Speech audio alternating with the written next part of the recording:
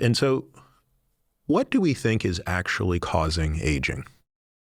Well, okay, so I'm going to force you into physics since you asked that All right, question. very well. Because we just had the first ever international conference on gerophysics in Singapore. And I was one of the organizers, and the reason I got behind it is the very question you just asked. You know, we've been debating what aging is for the longest time. And, you know, I think we would argue for 2 hours in some conference room somewhere in the world. And at the end of it, we would come up with the definition, shit happens and then you die. You know, it's really just, it's frustrating. I don't even want to talk about it now. And, you know, Vadim Gladyshev has been on like a evangelical rant about how do we define aging? We don't know how to define it. He asks that question at every conference. And I think it's a fair question. And we all throw our hands up in the air. And so the idea was we have a lot of data now, a lot of human data.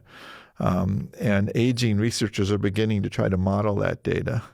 But they're not modelers. You know, I think most aging biologists, or at least myself, if I have a skill, it's intuition. It's not writing equations and code, you know. But the physics people, the theoretical physicists especially, they know how to model things, and they model things based on physical principles that are proven, right? And so we've been trying to bring these groups together.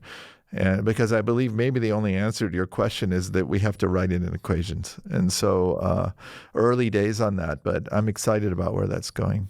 And do you think that these will be explainable through equations, or do you think that this exceeds our level of intelligence to understand, and it's really going to be up to a black box that contains a neural network to understand this?